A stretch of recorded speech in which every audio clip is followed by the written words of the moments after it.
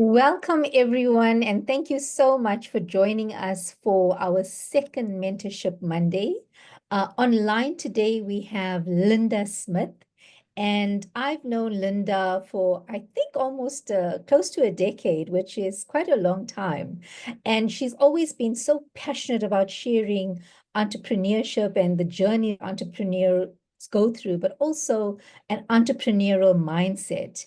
And one of the areas that Lynda is extremely passionate about, and I found this topic fascinating,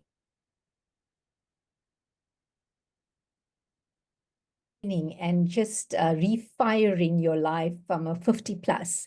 And that's always an amazing conversation to have, because if you think about it, when we are much younger, 50 sounds just a lifetime away.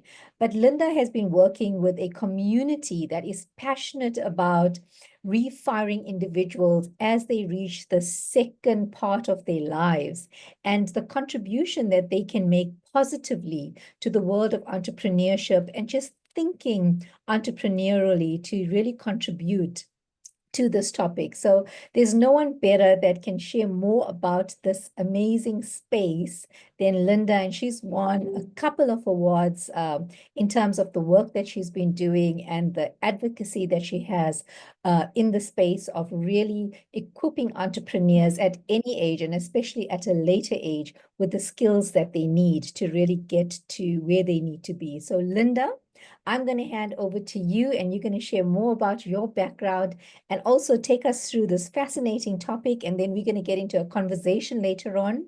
So if you have questions for Lynda, or if you have any comments, please do use the chat. We are so excited to hear from you and what your thoughts are on this topic as well. So Lynda, over to you. Thank you so much, Jasri, and hello to those that are here and those that will listen later or appear in the next few minutes. So I'm going to share firstly a bit of a presentation, and then as Jasri said, please put your comments in the chat, and we'll kind of talk through those as soon as I'm done. So as Jasri said, my focus mostly on a day-to-day basis is on the over 50s and how do we get them to refire, not to retire.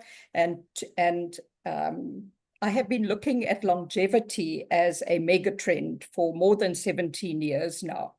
But for today, I decided that I would do something a little bit different because I think this impacts all of us.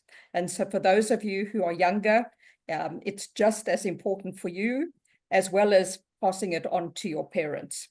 So just a little bit of background, as Jasri has said, I'm the founder and CEO of Refirement Network and 50 Plus Skills. I'm an accredited retirement life and career coach, and I've been working in this field of longevity, both locally and globally, for more than 17 years. And throughout my 48 years, I can't believe that that's how long I've been in business.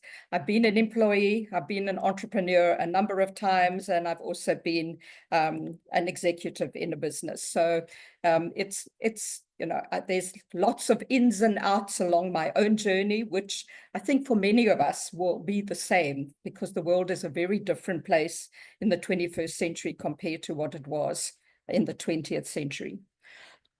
So this visual comes from a book called The 100-Year Life by Professor Lynda Gratton, and basically is explaining why we are all living longer.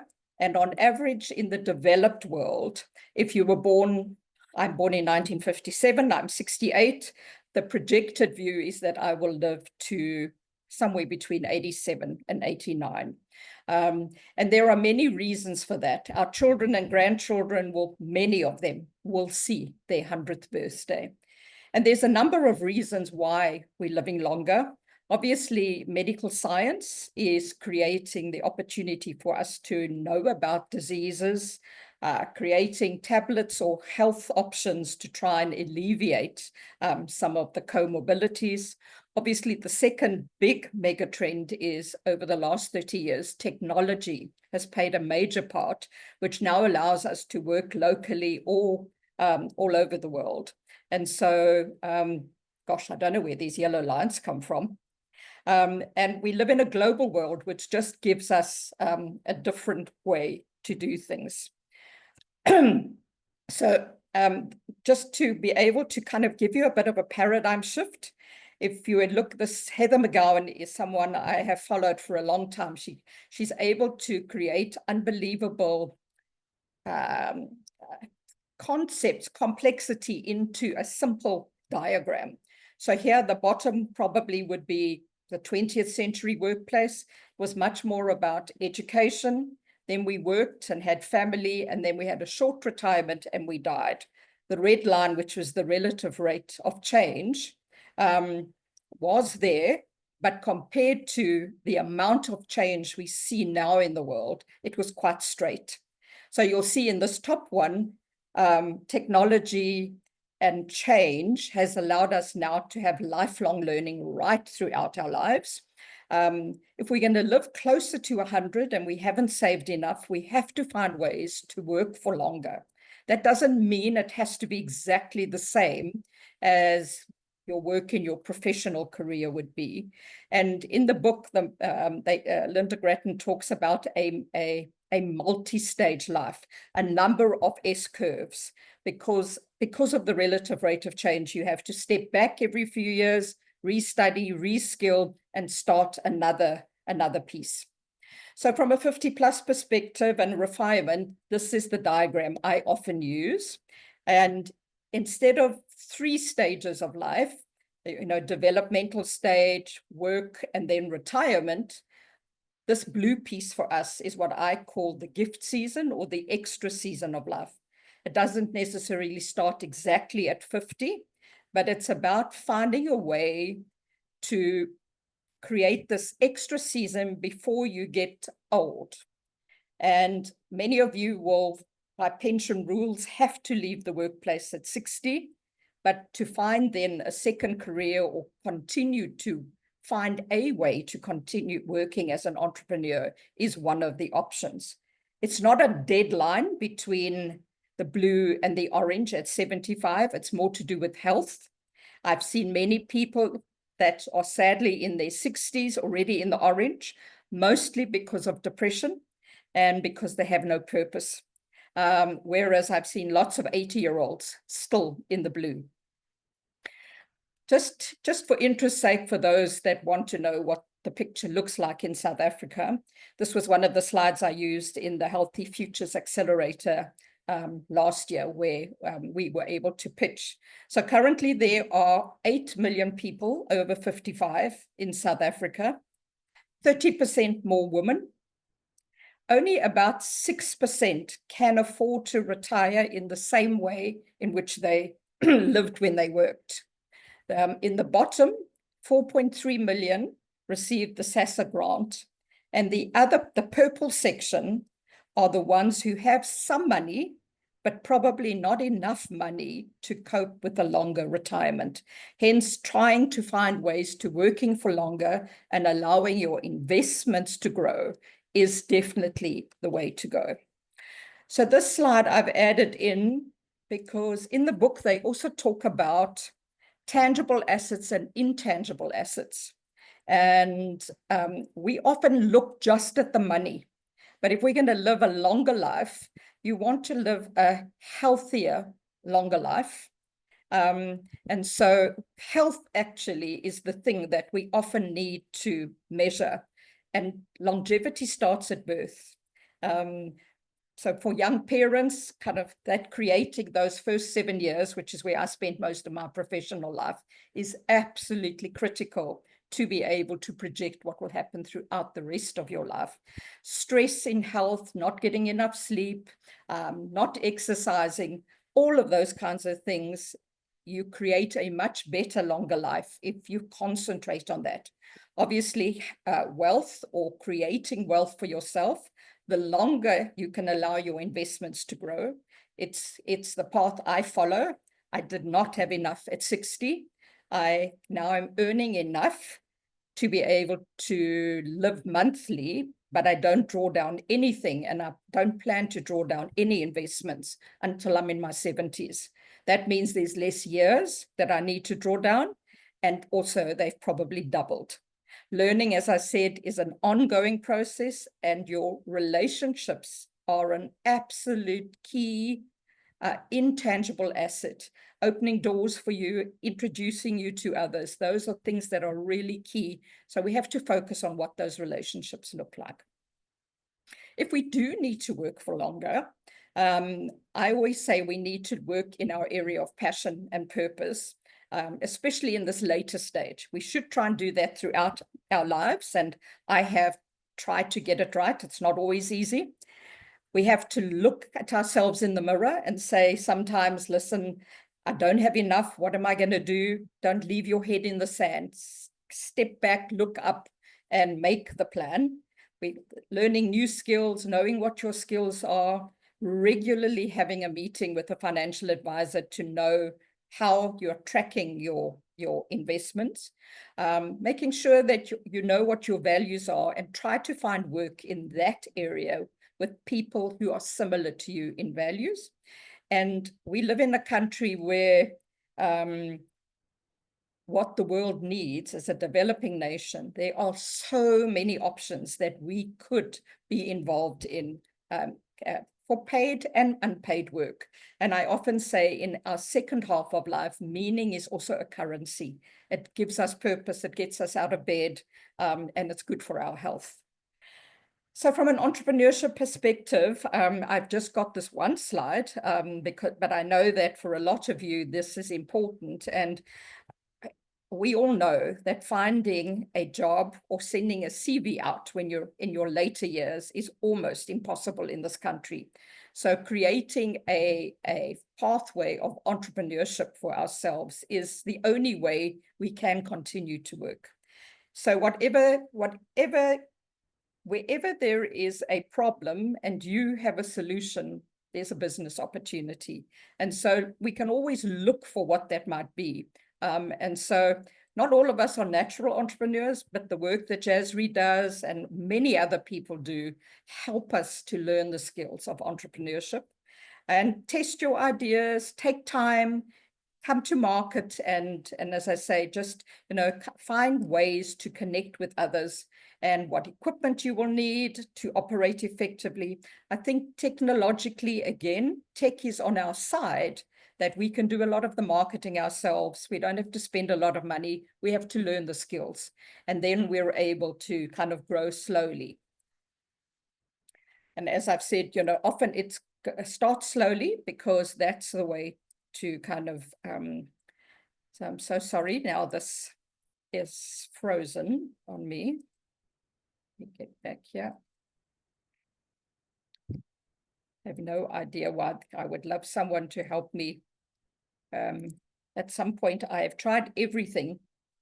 Okay, so discovering your purpose and happiness is also a key driver for you of, especially in a later stage entrepreneur, is do what you love, find out what you're good at that you want to continue doing, find out with those skills, what could you get paid for, and what does the world need? And when you ask yourself these 4 questions, we do them in a vision board exercise in one of our courses, but it helps you to create your own pathway of what that might be for you. And we're all unique when we get to this stage of life. So that's a really important vision board exercise that you could do to help you think through the process. I mentioned health span earlier versus, and now I'm going to say there's the gap between health span and lifespan is the years that you define as having good health versus poor health. And the gap between those two in the US is 10 years. So if you're going to live to 80, at about 70, you're starting to kind of be entrapped by the things that will hold you back. That doesn't mean you can't work, but you've just got to be quite careful as to And that's why the health is so important earlier on, because we can make a significant difference to our future. I always say I want to live long and die short. And so you need to try and make sure that your health from a younger age is good. The other thing that you can watch when you're moving from employment to becoming an entrepreneur is that you're moving from working under a brand to becoming a brand. And that takes a whole lot of skills that you need to learn. And again, whether it's LinkedIn, and LinkedIn is a fabulous place for learning, as well as creating a profile, engaging with thought leaders. Over the 17 years, I've spent a lot of time engaging with people on LinkedIn to learn myself about how this works elsewhere in the world. So these are my last 3 slides. And basically, at 50 Plus, we have created 7 pathways of where we believe there is. There's a book that I read written by a woman from Stanford called Stages, Not Ages, because you can have 365-year-olds who go to Virgin Active. One is going because they've had a hip replacement and need rehab. Someone else might be going because their doctors told them they need to lose weight and have more exercise. And the third one might be running marathons. They're all 3 the same age, but they're in different stages. And so in our pathways, there's lots of opportunities for entrepreneurs to play roles.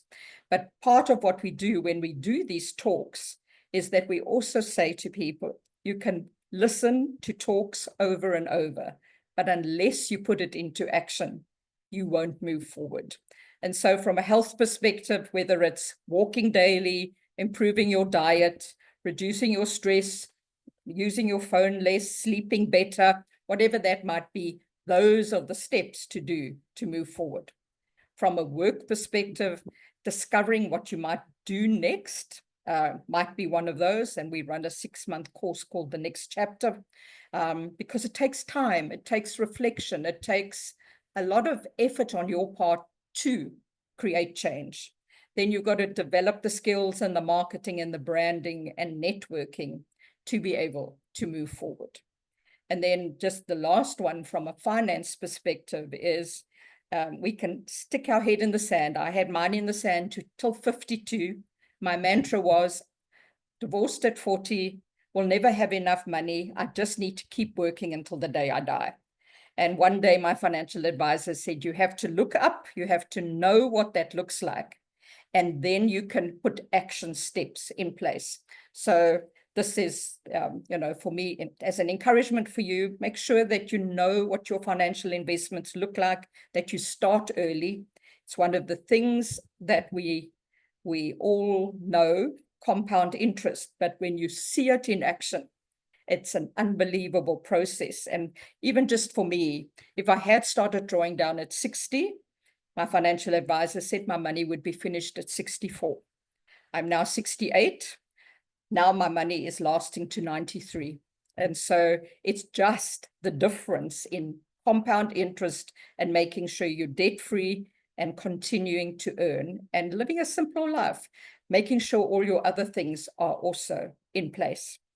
So those are the slides. They may seem like a bit of a jumble of different things, but they are for me just some big rock ideas for any of you on the call, for you or for you to share with those that are older than you in your family about the exciting world of longevity and technology and how we need to tackle it. Thanks, Jasri. Thank you so much, Lynda. I mean, I'm always so grateful when I listen to you, because I think every time I listen to you, it makes me sit back and want to take note of what you're saying and really take a look at my financial situation and, get my kids to think about their financials early on, because I heard this many years ago. They say the best time to plant a tree was 5 years ago, but the second best time is right now. Exactly. And I feel the same way about thinking about our financial future and also, the independence sometimes that comes with being an entrepreneur. I have to say, being an entrepreneur changed my life because I was able to start creating wealth. I felt like when I worked in corporate, I was generating an income, but wasn't able to get to a point where I could be financially free. And being an entrepreneur helped me get there sooner. It's not an easy journey, so I don't want to sugarcoat it. It's not ever easy, taking that plunge into being an entrepreneur. But when you listen to Lynda, no matter what age you're at, take note of some of the key learnings, from the space. We are living longer. I worked with a corporate client many years ago, and this is a challenge that they were facing from a financial perspective because they were not prepared for 100-year-old clients. It has changed the way business has started to think about some of the instruments that they offer, which is why it's becoming more challenging for us to, access some of these investment instruments that we were able to access many years ago and our parents were able to access because companies have become smarter, that people are living longer. So it's become more expensive to have those instruments, to create the financial sustainability that we need as we grow older. So we have some very interesting people that have joined us on the call today, and I'd love to hear from some of them. I'd also like to hear, thanks, Jackie. I see you've put a comment in. Jackie, please feel free to unmute. I'd love to hear your thoughts on this topic because I know, you are extremely passionate about the entrepreneurship space as well. So it's a way of you meeting Lynda as well. So Jackie, just go for it. Thanks, Jayshree. Lynda, I found your presentation excellent. I feel that there are many people who have so much more to give in organizations when they get to 50, but often they don't feel as purposeful as they can. And so there is an opportunity to pivot and do something different. So when you get to that stage, I think there's a lot of I think people feel quite, they find it tough. So depression and anxiety are very rife in that age group because you do begin to feel like, well, you're not seen to be adding value. So I love the idea of the next chapter because I think it could then help to get this group of people to be a lot more value adding and do something different, use their skills. So I'd just like to hear a lot more about that because then we could work with that group of people and help them to be more intentional about adding value. And there's a lot that they could potentially do. Thanks, Jayshree. Thank you so Thanks. much, Jackie. Lynda, go for it. Thank you, Jackie. Yes, my heart is with everything that you talk about it, and it's an interesting space. This 50. So we live in a country where we still defined by pensionable ages of 60, 62, which is still very young. And in a readdressing of our political situation, many people left even at 55. And you're 100% right. If they don't rediscover how to move forward, they can spiral downwards into depression quite quickly. So in 2018, I wrote this course called The Next Chapter. It has 6 elements to it. And I use it, I do group facilitation of maximum of 10 people at a time. And we do one 90-minute session a month. The thing that I find more than anything is that a lot of us fear in our heads.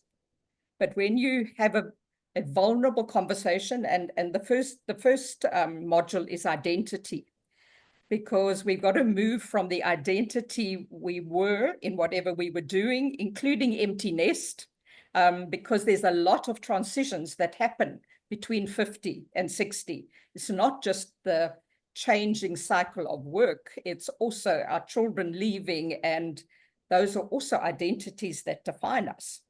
And so once I'm vulnerable and I ask them to talk, instead of going shallow, they go deep, and they share about how they're fearful about not having enough money, about kind of leaving wherever they were.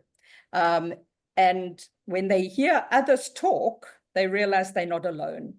And so that's part of the challenge, is that when we can help people to almost Brené Brown style work and walk together across this bridge as they discover what they can do next.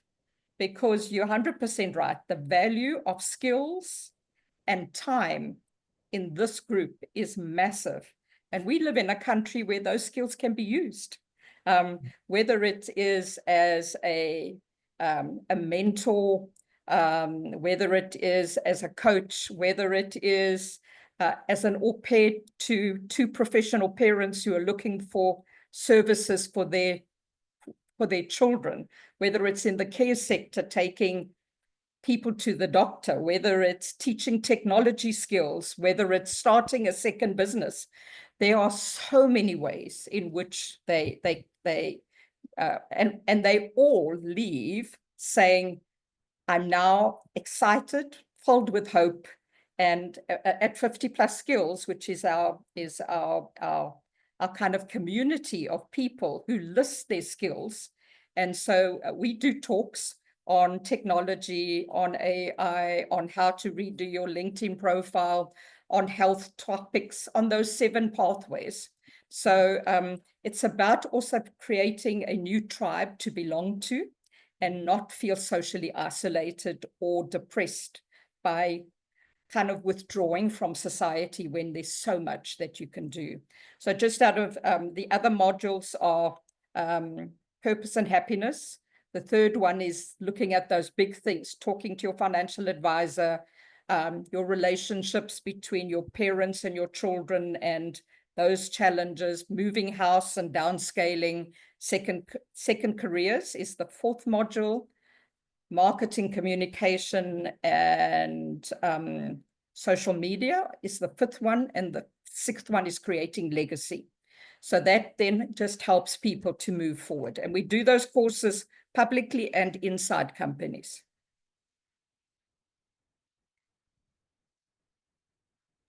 Thank you so much, Lynda. I think that's so insightful. And we've got quite a few youngsters on the line. And Brandon's put a great question up. He says, what a thought-provoking session. I just turned 30. Really eyebrow raising when you have to think about how to develop a business across things you love, things you're good at, and things people need solving for. My question is, what advice would you give to your 30-year-old self starting a business? I'd love to hear your views on that, Lynda.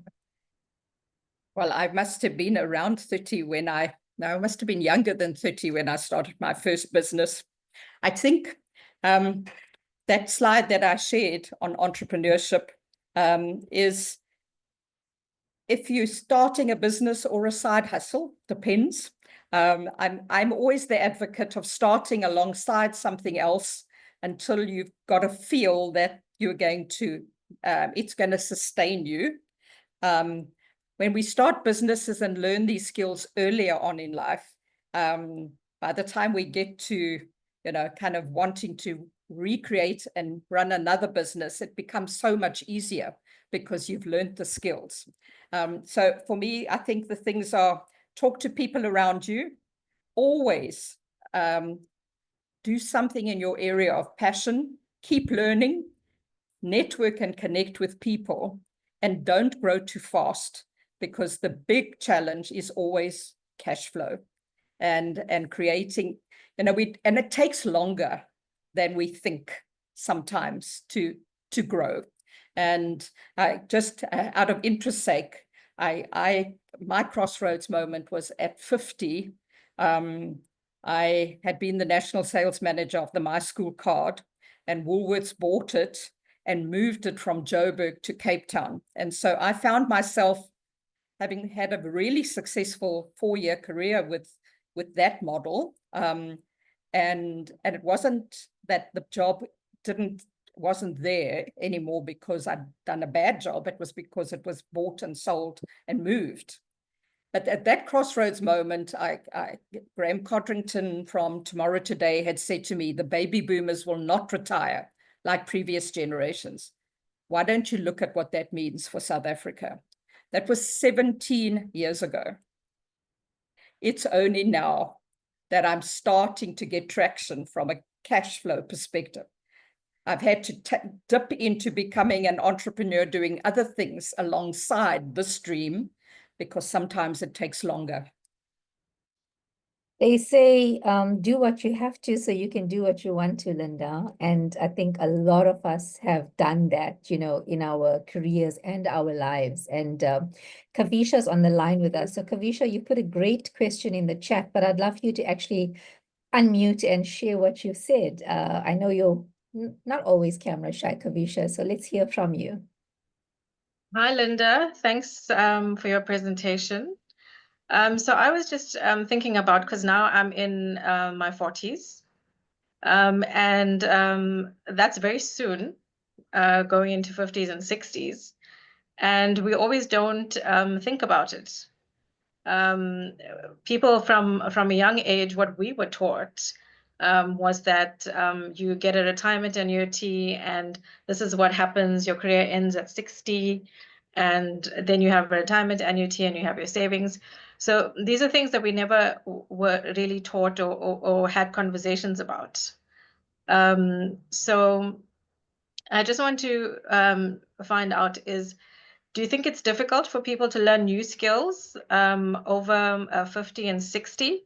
Because most of the people that I know, I think people in my family, a lot of them were teachers, so that they would incline to, after retirement, to do mentoring and training and tuition.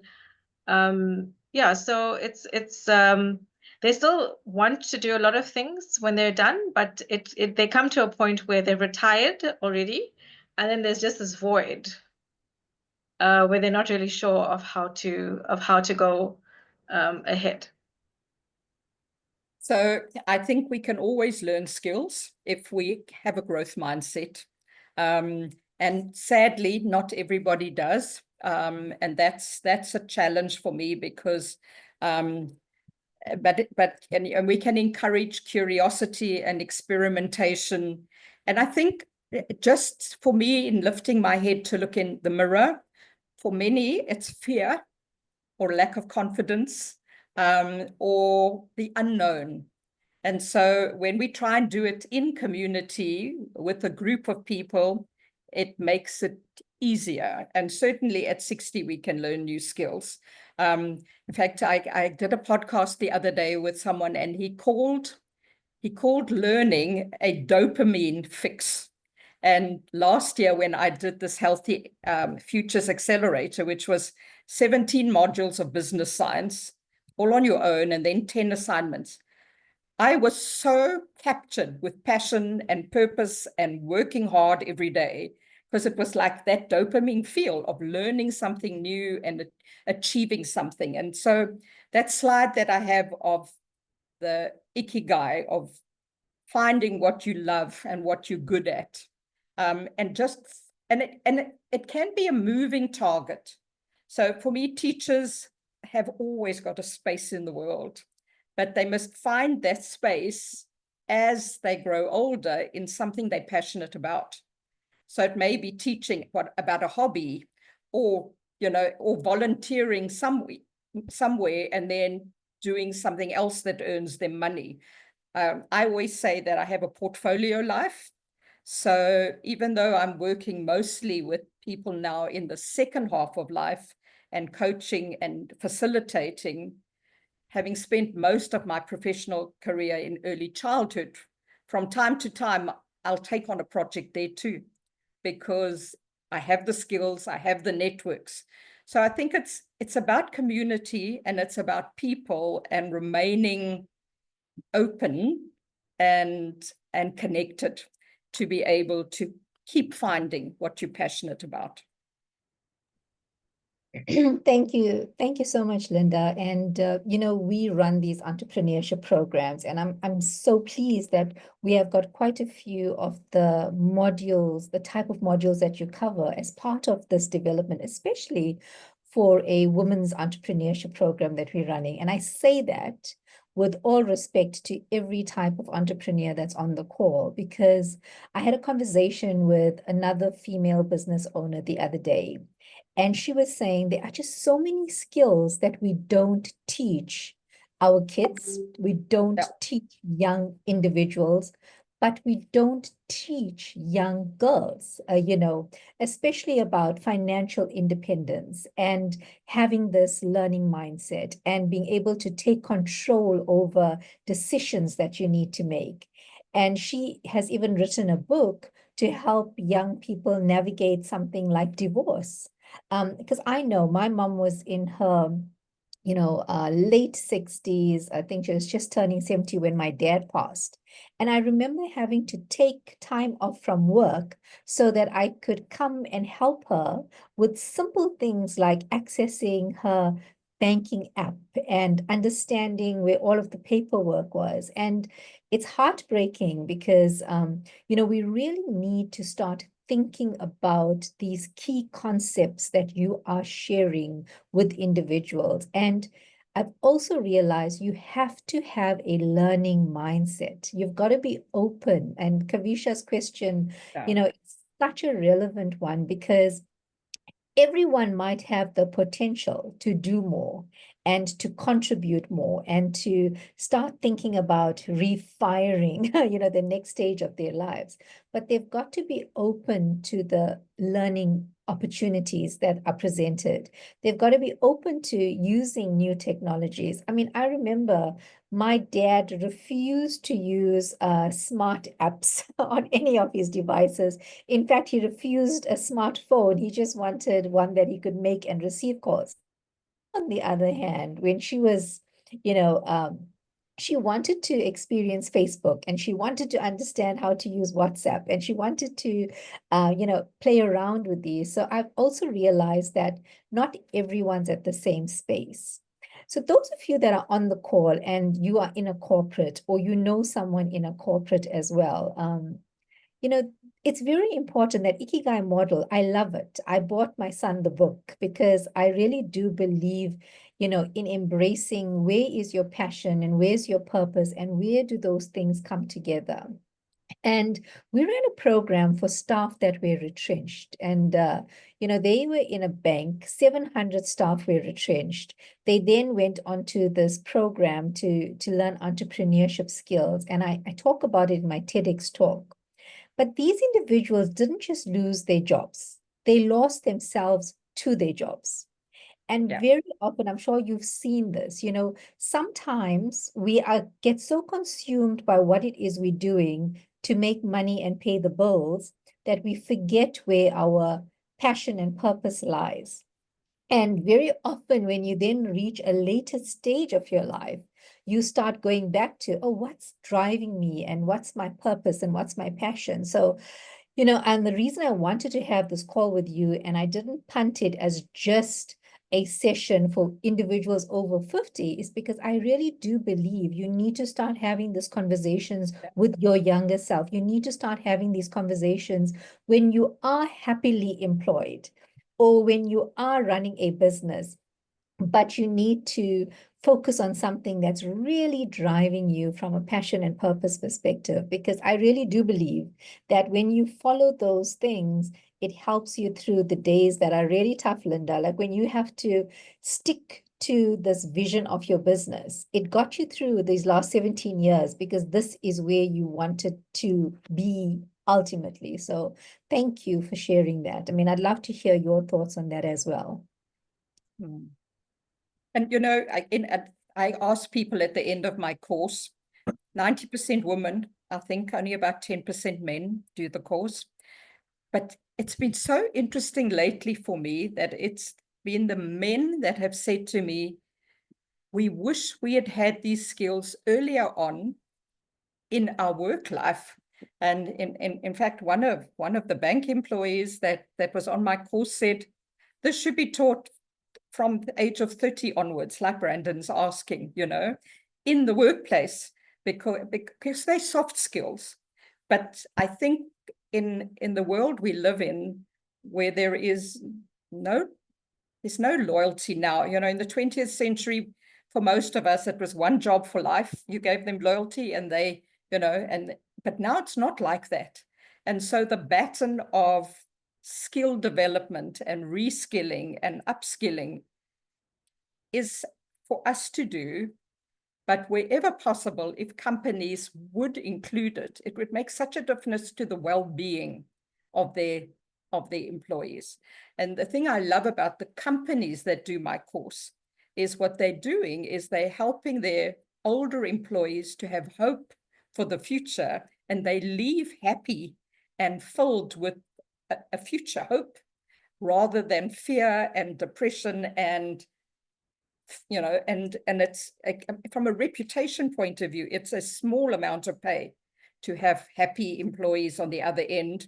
And again, I think corporate should also bring them back as mentors into focus groups. They are industry specialists. Why not use some of those people? Because it also brings purpose, but they have skills and knowledge about that specific industry. And I think we have to all rethink what this looks like in a world where we're living longer. Absolutely. I couldn't agree more. I see we have a hand up from Ishana. Ishana, feel free to unmute and ask your question. Thanks, Jayshree. Hi, everybody. Hi, Lynda. Thanks for the talk. Yes, I feel very similar. I mean, I'm also in my 40s, and I think I could relate to what Jayshree said with regards to being in the corporate world. So sorry, Ishana, I think you've muted. Oh, Am I back? Okay, thanks. Yes, you are. All right, great. Yes, I also come from the corporate world where I was in corporate for a long time. And I think when I started off as a teenager, I was very passionate. You're fresh from university and everything else. And then you grow in corporate. But I don't know, I personally realized over time that I started loving my passion less and less. And it became more like I don't know, 8 to 5. And I don't know, I did what I needed to do and I did it well. But I wasn't feeling any fire burning inside of me. I think, well, I mean, I unfortunately was someone that got retrenched from the corporate world. So yes, thanks to corporate, I've learned a lot from it. I think from a young girl to where I am today, corporate has taught me a lot of what I know. But I think coming into the new world of self-entrepreneurship, there's a lot of skills I need to learn that you don't realize that you don't have when you are sitting behind your desk all the time. But I think what I found is there's so many portals like this Mentorship Mondays and, other avenues where these skills are available to us. And like Lynda also said on LinkedIn, and there's a lot of opportunity just to upskill yourself. So yeah, I think it's very motivational, this talk. Also to hear you, Lynda, over time that, your age doesn't really hold you back. It's just, there's always an opportunity. And I think, like you say, if you start learning to love your passion earlier on, I think it does become more satisfying and more motivational to wake up in the morning when you are doing what you really want to do from inside. So yeah, I think thanks for this. I really want to get my mom to read this. I mean, to listen to this recording. I think it will be very motivational for her. And yeah, my dad is one of those people who still owns his shop. He had a bout of illness, and we considered whether we should close. He's a watchmaker, and he's got a shop in this place he's had for 40 years. But we see it in him. It gives him his purpose every day to wake up, get dressed. He takes the bus to work. He's still in his 70, he's 72 now. But we all know a lot of people have asked us, why have we not sold the shop and closed it down? And we said, no, like that's what keeps my dad alive. That's what keeps him going every day. So Linda, you've been reading your Ikigai, and I think one of the things they say in the book is there is no word for retirement in Japanese. I found that fascinating because it's not about it's about finding purpose. It's not just about, earning an income, but they do everything from, gardening to working in the community or to creating kitchens and all of this stuff. And I think it's just a mindset change that happens, right? And I love what you said, Ishana, and boils down to what you were saying as well, Linda. We also, I know corporate has a responsibility to their staff, but we as individuals also have a responsibility to ourselves. So if you are watching this recording later on, take the responsibility to equip yourself with skills that are out there. I mean, every day on LinkedIn, I come across amazing posts, but I also come across amazing free tools that are available, free training that's available, free programs that's available to really upskill yourself. And you have to question. So those of you that are much younger than Linda and myself, maybe some others on the call, what information are you consuming on a daily basis? Who are the people you are following on LinkedIn? What content are you consuming on video channels and on YouTube channels? Because are you feeding your mind with the tools that you need to be successful later in life? Or is it about this gratification that we get from putting a movie on, and then a movie becomes a series and then another series? And this is just something that, so my family knows I cannot watch a series that is like unlimited.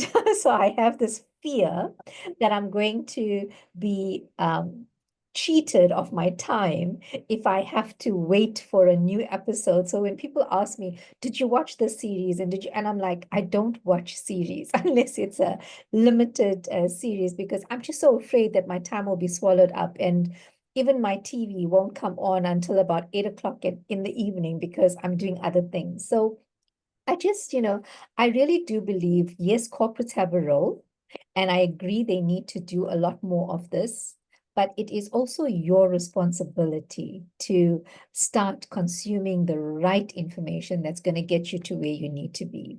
So Linda, I'd like to take one more round of questions from anyone that may have it. If you have any questions, you may raise your hand. Ivana, thank you so much for your comment. Ivana says, as an entrepreneur who's not even 30, yet this is extremely essential to grasp earlier rather than later. Thank you so much, Linda. Absolutely amazing. So I have to echo Ivana's sentiments. Jackie, I see you have your hands up, and then we'll round off the conversation as well. I was just going to say, Jayshree, I was thinking about this. If corporates do this training for employees so they see possibilities beyond their retirement, firstly, there'll be willing individuals to go on retirement and try something new and different. So, you get people who are more willing to leave and try something new and different. Whereas a lot of the time, people want to stay.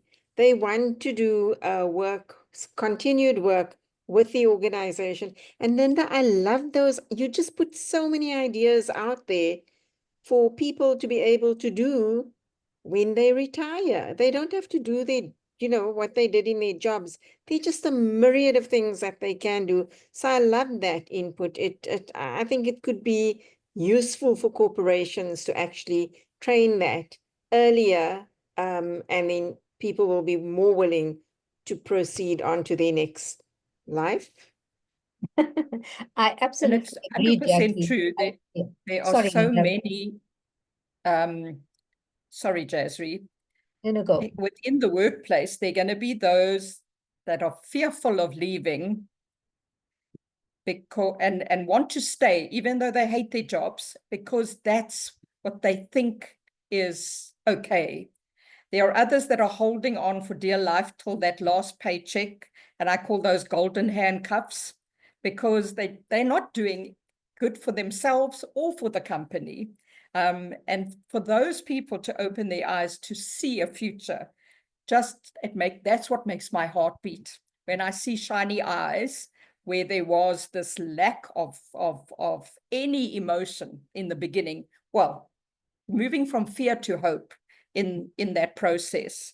And it's there. Unfortunately, I think COVID brought the spotlight onto well-being and mental well-being.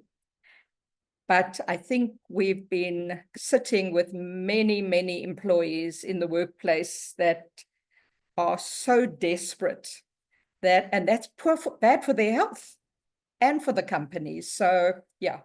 And the one other thing, if I may, is in my one block about relationships, the one thing that I think is really important for all of us is to continue to have relationships, diverse relationships, older, younger than us, in different areas of life. That makes me grow as a human and helps me to learn from other generations. So that's a critical one. They say isolation and lack of and loneliness in an older person is equal to smoking 15 cigarettes a day. And so it's become such a critical health factor to build community and purpose and belonging for that last quarter, that orange group. And I like to talk about the younger old and the older old. The younger old can find lots of purpose and meaning and often opportunities work-wise, even in helping that older group as well. Thank you, Lynda. I see we have a hands up from Zandile as well. Zandile, you can unmute and ask your question. Hello, everybody. And Lynda, I wish I could actually steal you to come through every single day to actually, I think, have these conversations. I think my comment is also kind of two-pronged, and maybe it's also directed also at you, Jayshree, as well, in terms of maybe a little bit of advisory. Corporate is generally, I would say, one of the target markets, yes. But I think one of the biggest one is actually the industrial sector, in which can actually benefit a hell of a lot more with regards to training as this. So what we did in our family business was actually change policies to actually make sure that when we actually employ you, we do actually stipulate there that certain training is compulsory. And obviously, a lot of people were like, no, we're not going to do that, because now you're suddenly throwing them into that uncomfortable space of talking about finances, and it does become a little bit challenging to kind of get the message across, to kind of say, guys, this is not literally for, yes, it's also for our benefit at the end of the day, to make sure that you are trained and then you understand your financial standing, but it's also helpful for you to start having conversations in your own families and so forth. And what we found was quite interesting in terms of how people actually received it, because a lot of this, well, 99% of the staff are male, and the 1% obviously is kind of female. So it does make it a little bit challenging to balance it on that sort of aspect. So the one question that I have, maybe as something to kind of think about, and it's always been a gripe of mine, especially in supplier development. A part of business growth is not in a form of training for management, but a part of business growth is also in enabling and empowering, and to kind of focus on the staff, to kind of say, have your staff met, or have you been able to execute X, Y, and Z, which is one way to actually look about it. So that, Jayshree, is actually going through to you to kind of say, has there ever been such a program where one actually says, instead of looking at developing a supplier from a management perspective, because there are some companies that actually do that, is to consider to kind of say, we want to look at literally your whole workforce, or literally just to kind of say, that's the element where we want to focus on. Because at the end of the day, look, if your staff are happy, at the end of the day, the business will also grow. And then even when people actually exit, there'll be a hell of a lot more value that stakeholders have actually been able to actually also impart in the business as well, which I think where we are looking at when we're talking about ecosystems. So yeah, but like I said, Lynda, I really, really wish I could actually have you on board. And I'm actually praying for it because my dad was here today and I was just like, oh, you just missed it. So I will actually make him listen to that because he even You still can share the today. presentation with him. Oh, my dad is so old school. I heard that. I was just like, a smartphone just to get him just to be on WhatsApp has just been like a disaster. But anyway, I really wish, like I said, in terms, especially with age gaps, that there's always a continuous sort of learning. And especially my dad is in 1949, so he's one of those, I want to work every day. And it's kind of like, but we can't actually work every day because now so much has changed. And the way with technology is going, if you haven't even got a smartphone, you're not going to be able to do anything. But anyway, that's like my 2 cents. And I really wish maybe at maybe a broader aspect in terms of supply development, maybe would be a consideration in terms of how people have dealt with it. We have found it actually is helpful in our business in terms of putting in, changing those policies. It's just, people just start becoming panic mechanics when you start talking about money. And it's like, no, it's not for us, it's for you. Please go home and talk to your kids and talk to your spouses. And then they start bringing their family problems at work. And it's like, okay, that's not the objective, that's not the outcome that we wanted, but that's the start. But thank you. Sandile, you can steal me for a day anytime. Please, Well, I'm gonna hold you to that. and we're going to share the recording, Zandile. So you are welcome to share it with whoever needs it. And you're welcome to share it on your family groups, work groups.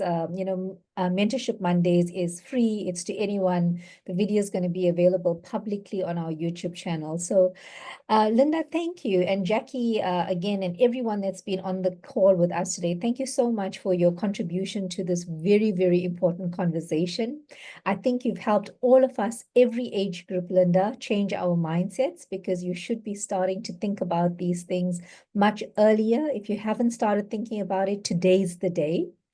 Go and start looking at, all of your financial tools. I 100% support that corporates should be doing this, but in the absence of every single corporate doing this, take the responsibility to learn what you need to learn about your financial wellness and your future and your passion and what drives you. Lynda, I'd love to hear your closing thoughts, and then we'll close off today's amazing Mentorship Monday session. Thank you so much for your time.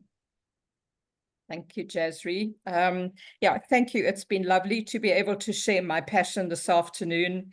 For me, my heart every day is just to share what I see every day and I know can make a difference in the world out there. And take off the blinkers, I think, because the blinkers, whether they're from the corporate or whether they're the individual, there's often an emotion getting in the way, or there is a way of holding on tight to funds within a corporate, but actually the investment is worth much more than the actual value in money terms.